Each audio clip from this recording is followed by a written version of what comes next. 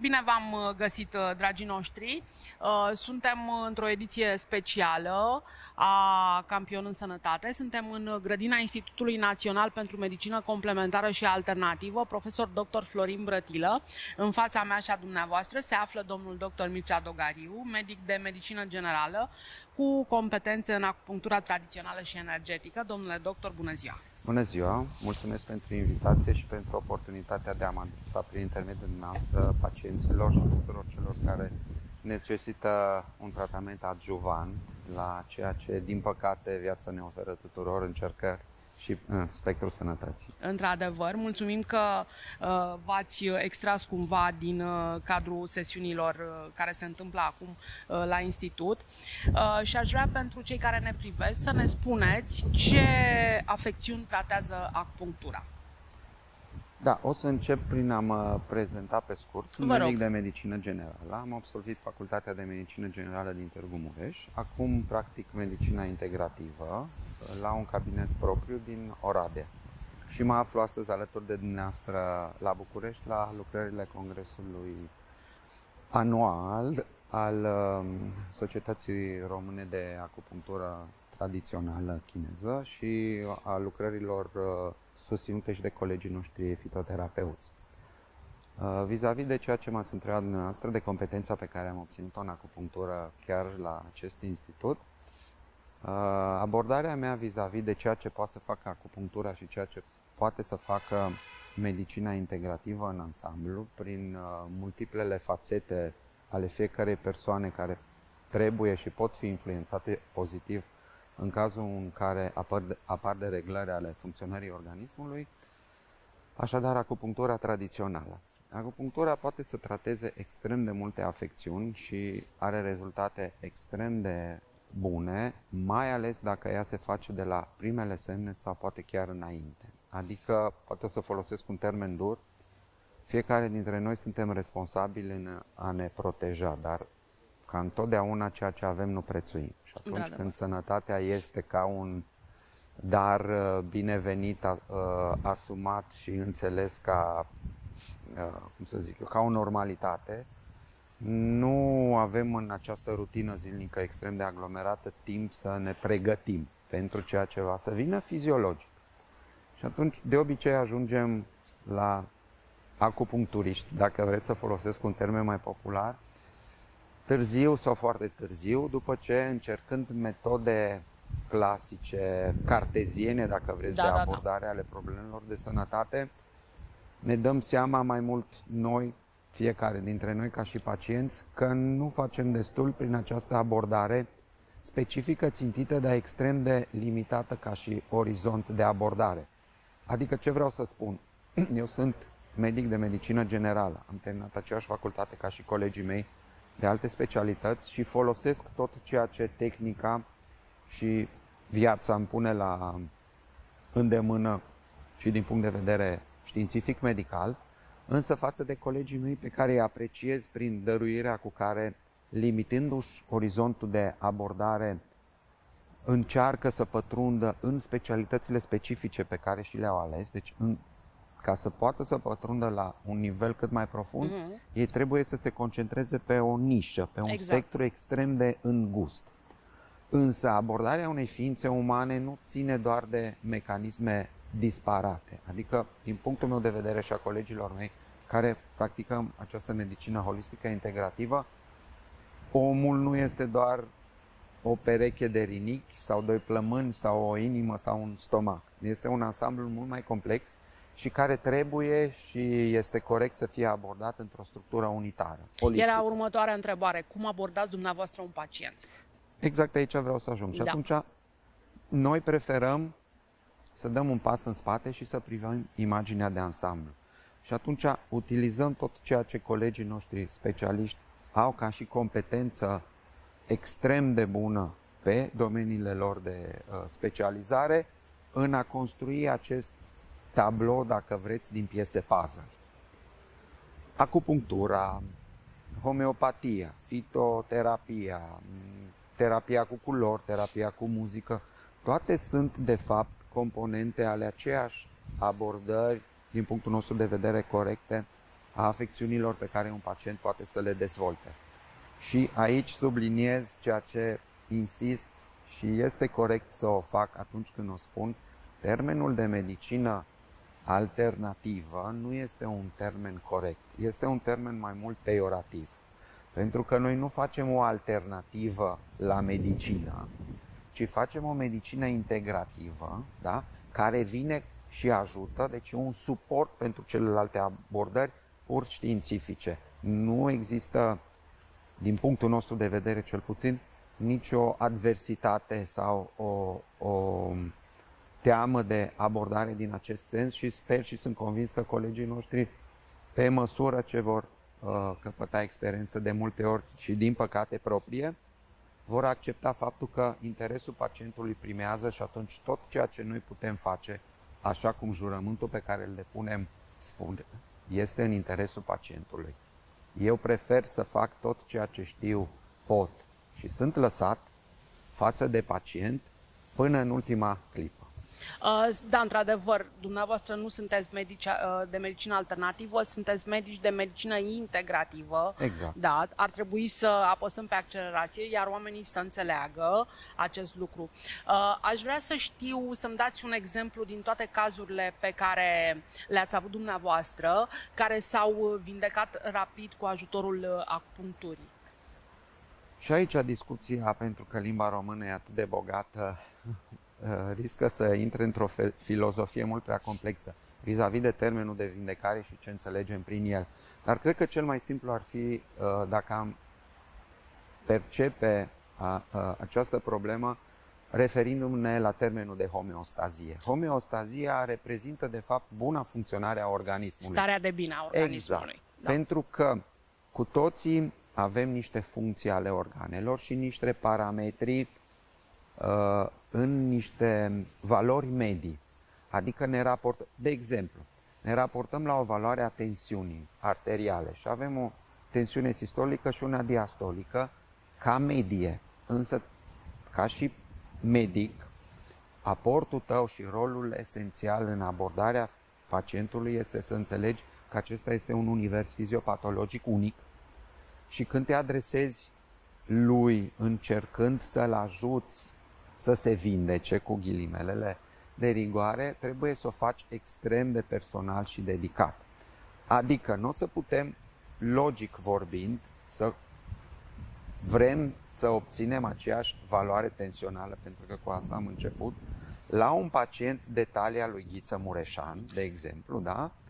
Similară cu a unui adolescent sau a unui copil de 5-6 ani. Da? Păstrăm, numai evident. Dacă, exact, trebuie să păstrăm proporțiile, pentru că în sine funcția pompei cardiace trebuie să acopere un alt volum și o altă înălțime, da? Exact. La care să trimită acest lichid sângele. Și atunci avem nevoie de niște parametri medii clasici la care ne adresăm, dar trebuie să avem grijă de specificitatea fiecărui caz. Pentru că, aici revin la întrebarea noastră, Vă rog.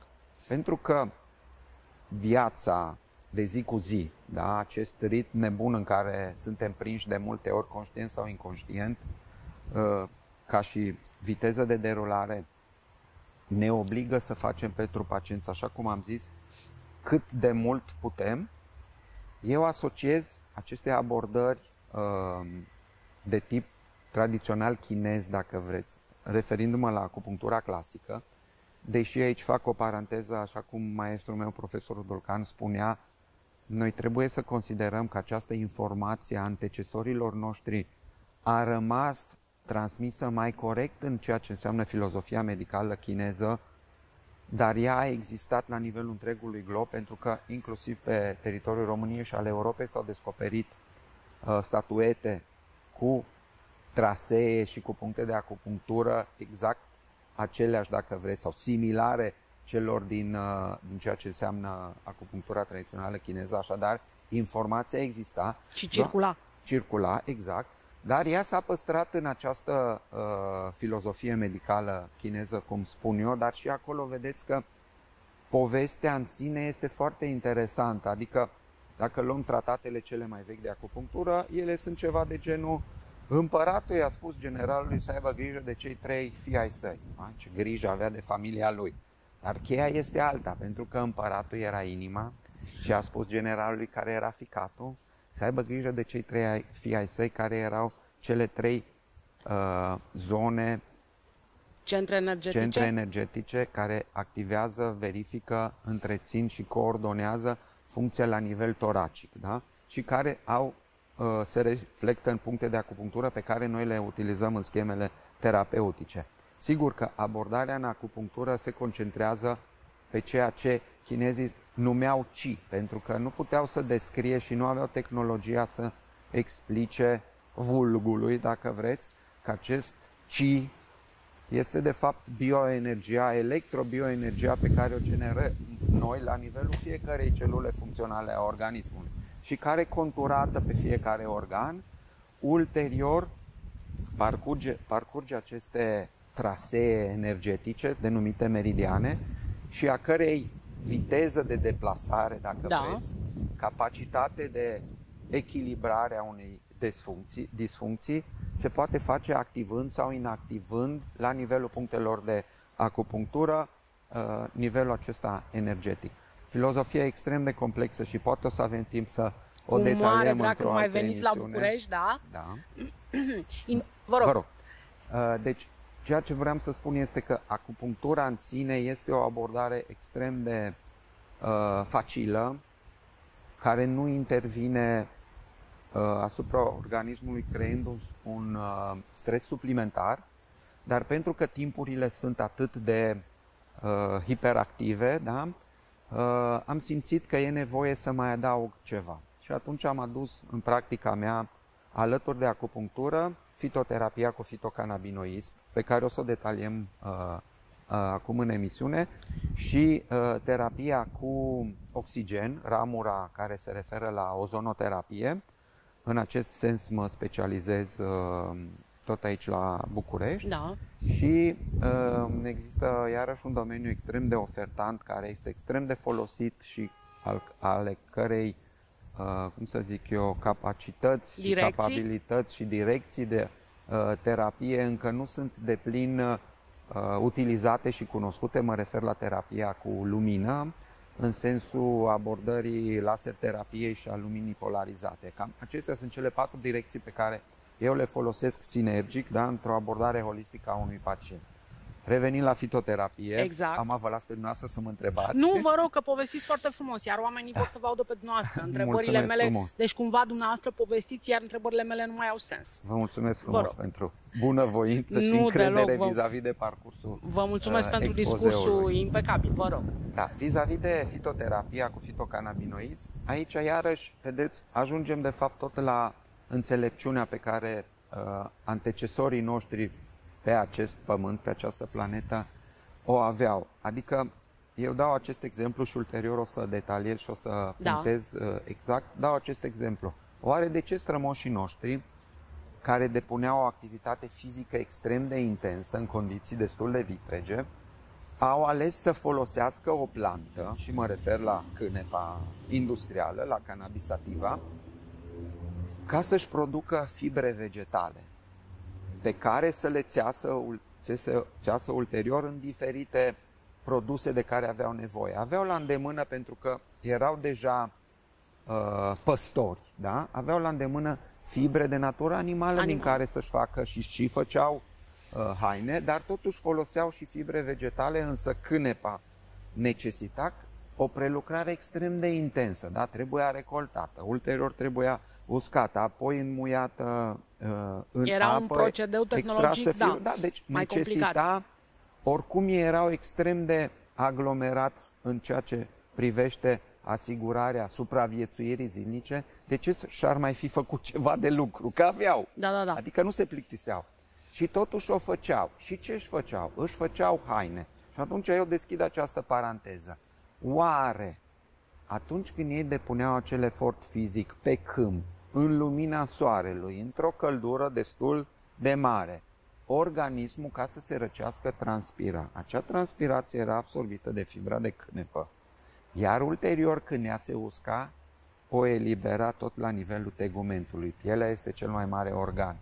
Oare fitocannabinoizii, în concentrație atât de scăzută, pe care o obțineau din acest proces de înmuiere și uscare a hainelor din fibră de cânepă. Nu le asigura de fapt un tratament antiinflamator, de protecție la nivelul dermului, de protecție la nivelul articulațiilor și așa mai departe. Eu cred că da. Și acum revenind la fitocannabinoizi. Cercetările începute undeva în anii 60 s-au concretizat vis-a-vis de planta de cannabis sativa, de cânepa industrială. S-au concretizat undeva în sfârșitul anilor 80, începutul anilor 90, în conturarea și creionarea concretă a unui sistem numit sistem endocannabinoid. Acest sistem este prezent la nivelul tuturor mamiferelor vertebrate, deci și la nivelul speciei umane. Are un singur rol, și ne întoarcem la ceea ce am spus inițial, acela de a asigura homeostazia organismului, adică asigura starea de bine funcțional, de la nivel psihic până la nivel fizic a organismului uman. Și atunci, așa cum am spus, aceste studii desfășurate de mai multe echipe de cercetători au conturat acest sistem endocannabinoid, compus din un aparat enzimatic care produce, respectiv distruge cannabinoizii, endocannabinoizii, fiindcă sunt produși intern, un sistem de receptori numiți receptori cannabinoizi de două tipuri și endocannabinoizi ca substanțe produse, iată, surpriză de organismul uman. Adică noi, ca ființe umane, producem endocannabinoizi, substanțe de tip cannabinoid produse de corpul uman. S-au identificat două și nu întâmplător primul identificat se numește anandamidă. În limba sanscrită veche înseamnă fericire. Cel de-al doilea are prescurtat denumirea 2AG. Acestea sunt substanțele endocannabinoide dedicate acestui sistem, dar există și alte substanțe produse de corpul uman care se comportă similar, da? Endocannabinoid-like. Bun. Și ce facem noi cu, nu? Avem o țară, cum o folosim? Da. Avem un sistem endocannabinoid, la ce ne mai trebuie, că avem destul în organism. Acest sistem endocannabinoid, așa cum am spus, are un singur rol în organism, acela de a asigura homeostazia lui, adică de a controla, coordona și ajuta toate mecanismele funcționale ale organismului, de la sistem cardiovascular, sistem neuroendo-imunoendocrin, sistem renal, sistem digestiv, sistem respirator. Aproape tot sau tot? Tot. Tot. Dar avem o excepție, însă ca de obicei pozitivă, pentru că natura nu greșește, chiar și atunci când face selecție naturală, dar e o altă poveste. Nu avem receptori de tip cannabinoid la nivelul nucleilor reflexi, care coordonează funcția respiratorie și cardiacă. Adică, în teorie, pentru că nimeni n-a consumat o cantitate atât de mare, dar ține de logică și iată că vorbim cartezian, nu de data neapărat. Asta. Da. Deci, neavând receptori care să reacționeze la aceste substanțe, la nivelul acestor centri reflex, noi nu putem să ne, cu ghilimele, sinucidem luând o doză greșită prea mare de cannabinoizi, pentru că ei nu acționează acolo. Lucru pe care alte clase de substanțe pe care le folosim, de exemplu de tip opioid, o fac. Da. De asta există acel risc în cadrul practicii specializării, de exemplu anestezie. Vă dați seama, colegii mei, ce tobă de carte trebuie să fie ca să coordoneze și să coreleze funcțiile organismului atunci când încercăm să-l ajutăm adormindu-l. Da?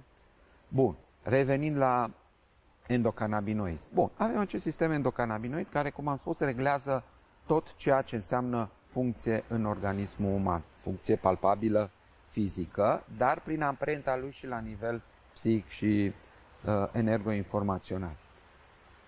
Sistemul endocannabinoid poate și el să fie supra-solicitat și este, din păcate. Și atunci, dacă el nu mai poate face față din cauza resurselor care nu-i sunt alocate la nivelul de care are nevoie, poate să rămână într-o disfuncție generată, în general, de faptul că nu mai poate produce acești endocannabinoizi.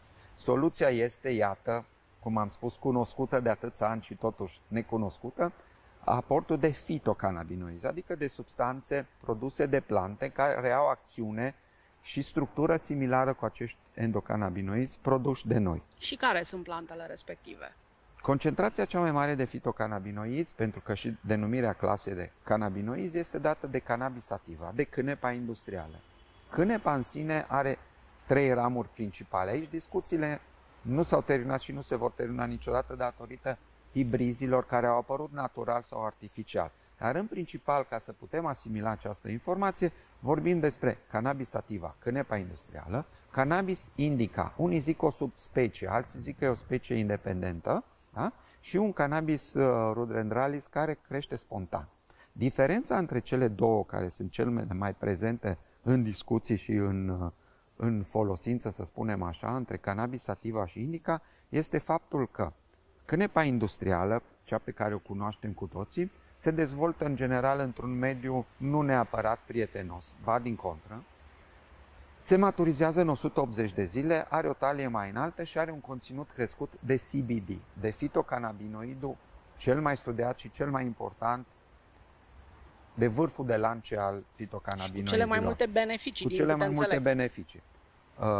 Cannabis indica se dezvoltă într-un mediu mai umed și mai cald, că de fapt denumirea e dată de această peninsulă în care mediul înconjurător i-a asigurat dezvoltarea în acest ritm mult mai scurt de 90 de zile și poate să aibă un conținut crescut dintr-un alt cannabinoid numit THC, tetrahidrocannabidol.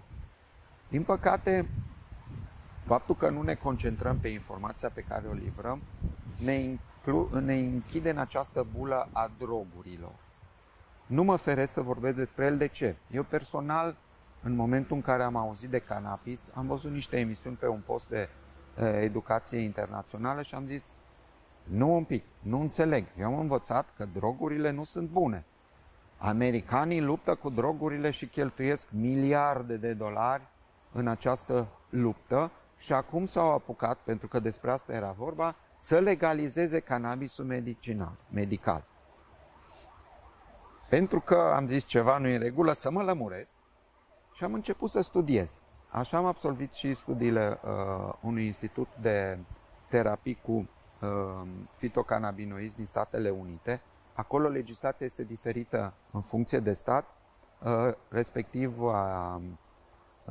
specializarea am făcut-o pe legislația statului New York. În Europa, momentan, nu există școli sau atestate care să ajute din acest punct de vedere. Sper că deocamdată. Dar nu ca să mă laud, revin la faptul că, interesându-mă acest domeniu și studiind, am început să înțeleg ce fac fitocannabinoizii și revenind la cannabisul sativa și indica. Bun.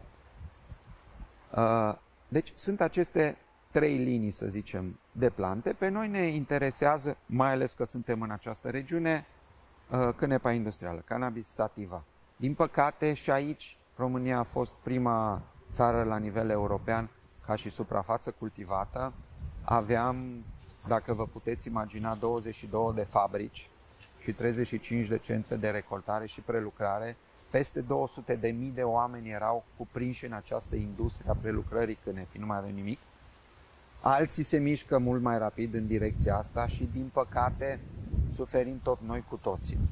Dar nu o să facem politică, că nu asta e ideea noastră. Ne interesează sănătatea. Să sensibilizez pe cei care ne urmăresc să înțeleagă că această abordare a cannabisului în general ca și drog este greșită. În primul rând că cannabisul a fost delistat de pe lista ONU de droguri, tocmai prin acest aport de cercetare medicală care demonstrează rolul lui și faptul că, de exemplu, nu dă dependență.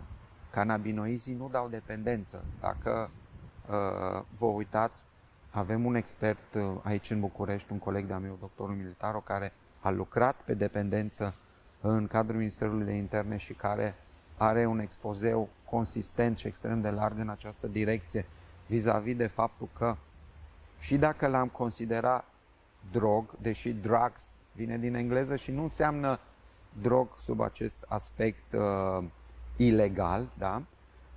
El este considerat o substanță de ieșire din dependență. De ce?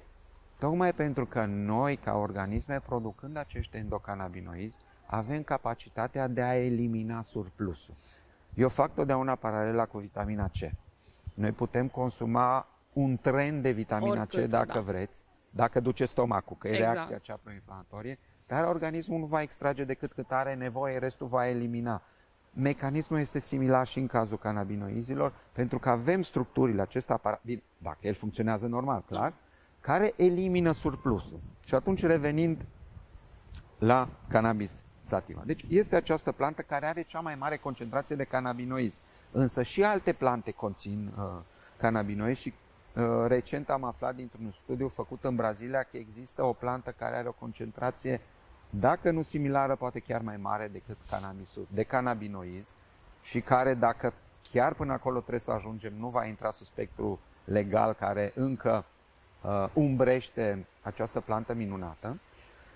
Deci, plantele produc fitocannabinoizi. Clasa este extrem de largă, sunt peste 150 de fitocannabinoizi identificați ca și structură diferită, dar noi când vorbim despre ei concentrăm totul la CBD, la cannabidiol, pentru că el a fost cel mai studiat și rolul lui este cel mai atent, studiat și aplicat la afecțiunile pacienților.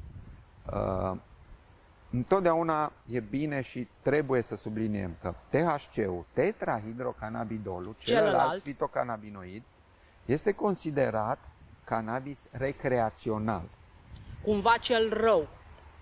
Este privit în această umbră de rău, dar poate că ar trebui să fim atenți la faptul că, de exemplu, tetrahidrocannabidolul, lucrând pe receptori specifici, pentru că v-am spus de receptorii cannabinoizi, aceștia sunt de două tipuri, CB1 și CB2. Receptorii de tip CB1 pe care lucrează THC-ul, ce să vedeți, sunt 80% sau mai mult din procentul ăsta prezenți în emisferele cerebrale, adică în sistemul nervos central și periferic, și doar mai puțin în restul organelor și celulelor. Și atunci, datorită faptului că THC-ul lucrează specific pe acești receptori, apar aceste efecte de tip psihotic. Însă, consumatorii și toate studiile relatează. În consumul de THC dă o stare de high, de decuplare, de fericire, vezi anandamidă, Da. care nu dă dependență, adică pacientul nu rămâne, nu caută, nu intră în sevraj când întrerupe tratamentul cu THC. Și mai mult decât atât, interesul, că aici vreau eu să ajung, interesul meu ca și medic este în aspectul pe care îl are acest THC atunci când reglează, de exemplu, o criză de tip epileptic.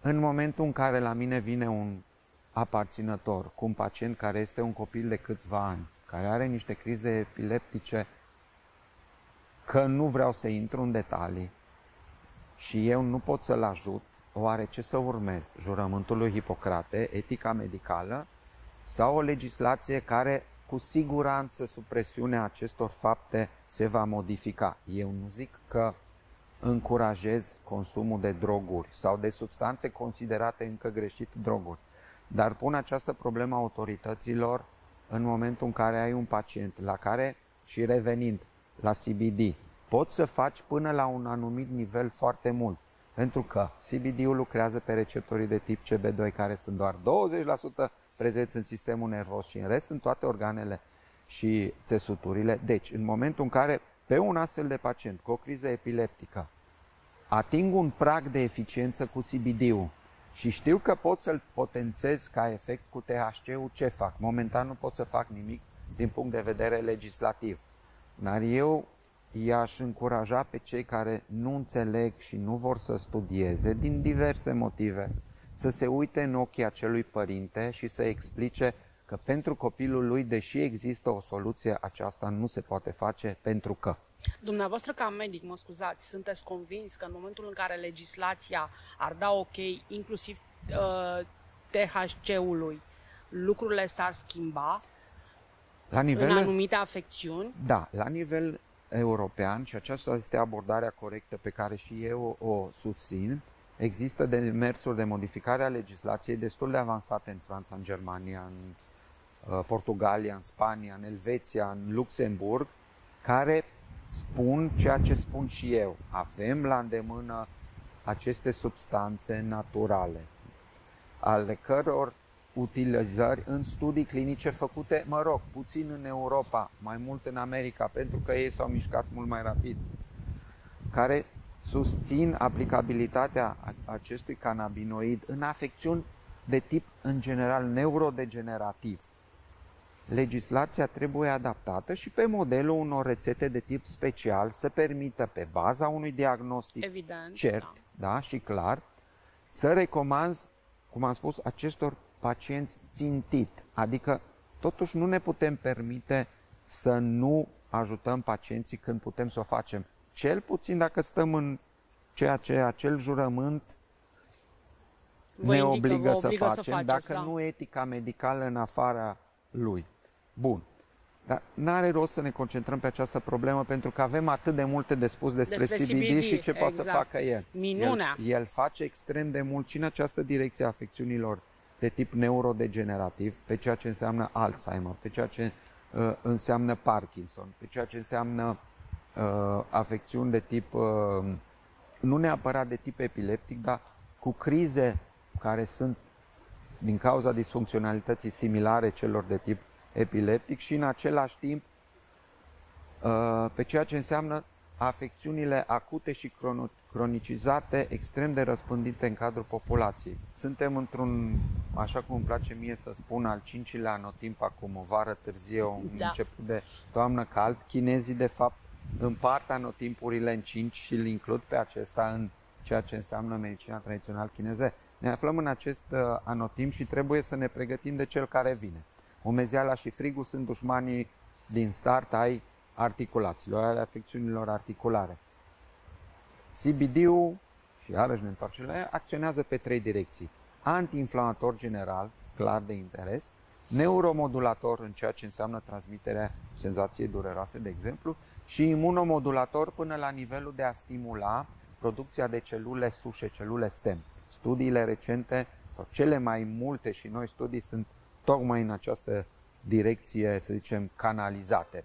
Pentru că cazuistica de acest tip este tot mai intensă și mai numeroasă și rezultatele care s-au obținut foarte interesant, nu le zicem empiric, dar experimental, în sensul că pacienți care s-au adresat tratamentului fitoterapeutic cu fitocannabinoizi pentru alte afecțiuni de tip dermal, de tip articular, de tip... nici nu știu de ce tip să zic pentru că mai ușor mi-ar fi să vă spun pentru ce nu. Și nu prea am la ce să vă spun nu. De ce are încurcat. Bun. Deci pacienți care nu se adresau neapărat acestei recuperări a funcției neuronale în procese neurodegenerative, tocmai din cauza faptului că asta nu se poate trata, sau mă rog, asta e ideea generală, au avut rezultate surprinzătoare. Adică, să zicem că, să dăm un exemplu clasic, un pacient cu Alzheimer care se trata la nivel articular, da? Și în urma administrării de fitocannabinoizi au constatat aparținătorii că respectivul începe să reactiveze arii de memorie recentă, care sunt primele afectate, deci să-și aducă aminte lucruri recente, nu cele din vechime fixate, să facă operațiuni matematice extrem de simple care nu le mai putea face, să compună unii, da, cu afecțiuni de tipul acesta, care nu mai puteau compune fraze, propoziții, să utilizeze cuvinte complexe. Și toate acestea cumva subsidiar unui tratament care nu era țintit pe neurodegenerativ. Bine, asta e istoricul de unde s-a început, însă direcția este foarte ofertantă și natura nu face nimic întâmplător. Adică natura și noi ca și componenți până la urmă a ei, tot ceea ce avem ca resurse, că aici o să trească să mă întorc cumva să închem episodul ăsta care nu o să se termine dacă mă lăsați pe mine. Dar trebuie deci să în această abordare holistică integrativă trebuie să înțelegem, sau cel puțin eu așa o fac. Înțeleg că fiecare pacient este un univers fiziopatologic unic, abordarea lui trebuie să fie extrem de cartezian și corect structurată, dar aplicată afecțiunilor și istoricului acestor afecțiuni în cazul respectivului pacient. Și înțeleg că atât boala cât și vindecarea stă de fapt în noi, iar noi nu vindecăm, că m-ați întrebat și de vindecare. Noi ajutăm organismul să-și folosească resursele proprii ca să reintre în această stare de homeostazie. Pot să fac ceea ce am învățat, știu și înțeleg de la pacientul respectiv, Însă semnătura finală, din punctul meu de vedere, nu este la noi, este la un nivel mult superior. Profesorul Dulcan spunea de multe ori că gândim sau suntem gândiți. Sigur că aspectul ține nu numai de filozofie medicală sau integrativă la nivelul întregului univers și a celor care ne înconjoară, dar dacă vreți, ca și paranteză pe care o să o închid rapid, că altfel, cum am zis, nu terminăm, gândiți-vă la ceea ce tot mai mulți dintre colegii noștri înțeleg, la ceea ce o carte de acum 20 de ani intitula Creierul din burtă. Avem o structură neuronală, funcțională independent de emisferele cerebrale, care coordonează tot ceea ce înseamnă sistem digestiv. Pentru că acum noi doi discutăm, dar nu ne gândim, oare cafeaua care am băut-o dimineață și sandwich-ul mi-asigură energia până la ora 3? Nu. O facem cumva cu ghilimele inconștient pentru emisferele noastre cerebrale. Dar există acest creier din burtă, dacă vreți, acest sistem neuronal sistem digestiv, a cărei componentă principală este acel lucru. Și atunci, ca să dezvolt la acest nivel, noi avem câteva miliarde de microorganisme, acest microbiom.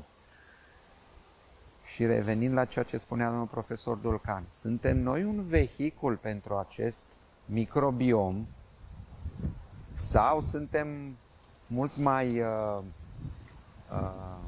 cum să zic eu, ce termen să folosesc, sau noi ne folosim de beneficiile lor. Este o simbioză până la urmă.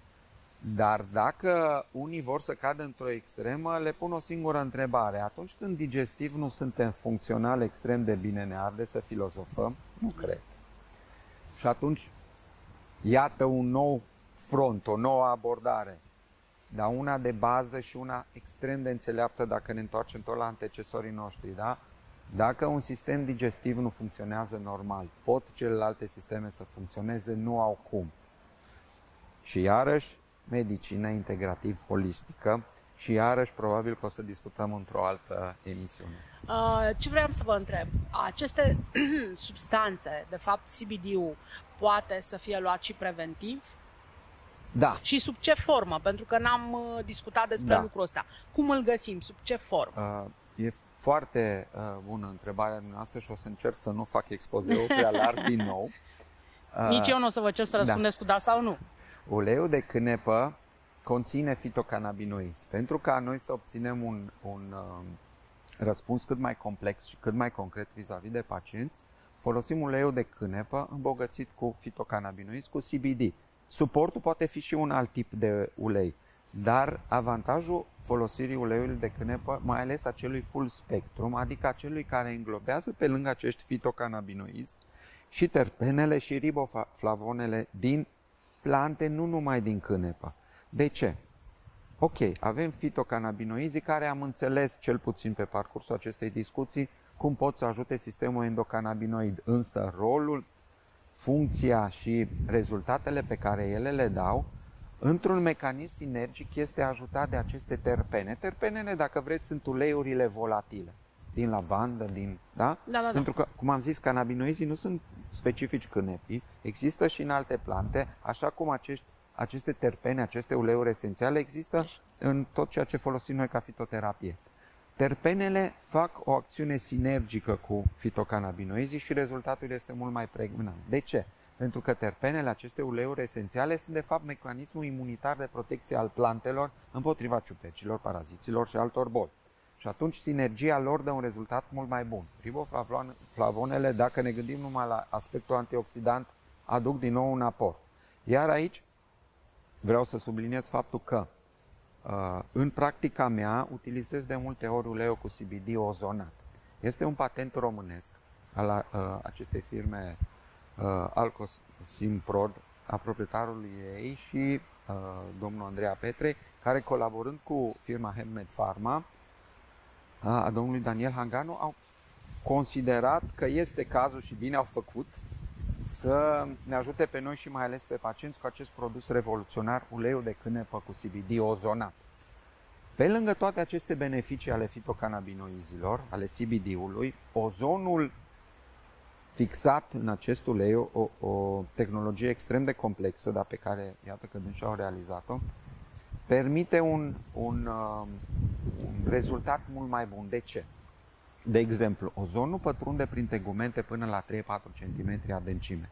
El este un cărăuș excelent pentru acest CBD. Dacă ne gândim la o articulație, articulațiile nu sunt irigate direct de vase de sânge și de asta orice am dorit noi să livrăm la acel nivel ca să ajutăm articulația atât de profund, da, are nevoie de minim 3 săptămâni ca să parcurgă drumul.